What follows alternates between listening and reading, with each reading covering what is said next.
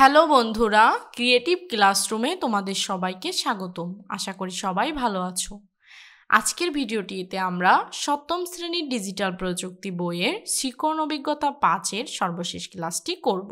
গত ভিডিওতে আমরা সেশন 6 পর্যন্ত যে সমস্যাগুলো ছিল সেগুলো তোমরা কিভাবে সমাধান করবে সেটি নিয়ে আলোচনা করেছিলাম। সেশন 7-এ কোনো সমস্যা নেই, তোমরা খুব সহজে পড়ে নিয়ে বুঝতে পারবে। এরপর দেখো, আজকের ক্লাসে আমরা সেশন 8-এ যে সমস্যাটি রয়েছে সেটি নিয়ে আলোচনা করব। তাহলে চলো আজকের ক্লাসটি শুরু করা যাক।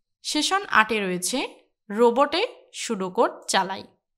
এখন দেখো, গত দুটি সেশনে প্রবাহচিত্র অনুসরণ করে আমরা নিজেদের নির্বাচন করা সমস্যার সমাধান থেকে সুডোকোড তৈরি করেছি এবং পাশাপাশি একটি কাগজের রোবট তৈরি করেছি। কিন্তু আমাদের তৈরি করা সুডোকোড ঠিক আছে কিনা বা সেটি আসলেই রোবটের বোধগম্য হয়েছে কিনা সেটি তো যাচাই করতে হবে। তাই এবারে আমরা রোবটে সুডোকোড চালানোর জন্য একটি খেলা খেলব। প্রথমে আমরা এই খেলার নিয়ম জেনে নিই। দেখো, 1 নম্বরে রয়েছে দুটি করে দল পরস্পর মুখোমুখি হবে। তাদের হাতে নিজেদের তৈরি করা সুডোকোড ও নিজেদের দলের কাগজের রোবট থাকবে। এরপর দেখো, 2 নম্বরে এবারে শুরু হবে মজার খেলা। একটি দল তাদের তৈরি সুডোকোড অন্য দলের কাছে হস্তান্তর করবে, পাশাপাশি কোন সমস্যার সমাধানের জন্য সুডোকোড তৈরি করা হয়েছিল সেটিও কাগজে লিখে দেবে। এরপর দেখো, অন্য দল থেকে আসা সুডোকোড পাওয়ার পর আমরা রোবটের অভিনয় করব, নিজেকে রোবট হিসেবে চিন্তা করব।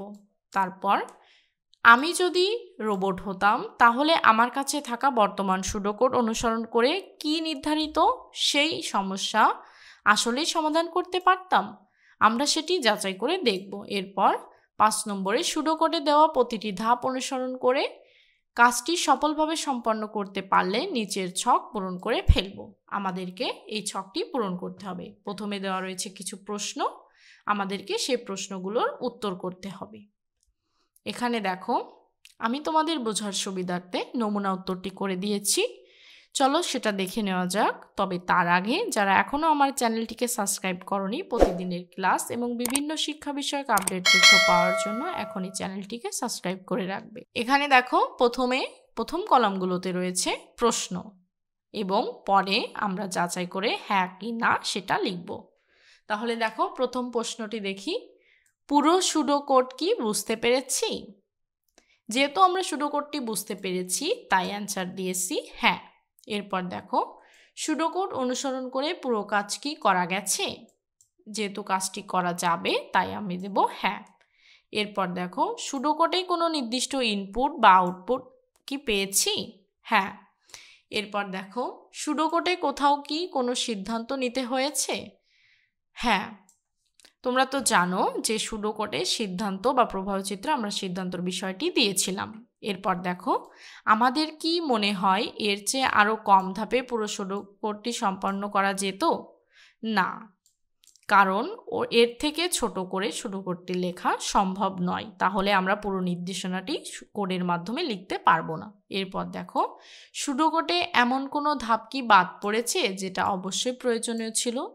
যেহেতু আমরা সুডোকোডটি সম্পূর্ণ প্রবাহচিত্র দেখে লিখেছি সেহেতু কোনো অংশ এখানে বাদ পড়েনি, অর্থাৎ আমরা এখানে উত্তরটি দেব না। আশা করি তোমরা উত্তরটি বুঝতে পেরেছো। এখানে তোমরা তোমাদের দলীয়ভাবে নির্বাচন করা সমস্যাটি সুডোকোড এভাবে লিখে সেটি যাচাই করার মাধ্যমে উত্তরগুলো লিখতে পারবে। ধন্যবাদ সবাইকে। আজকের ভিডিওটি এই পর্যন্ত।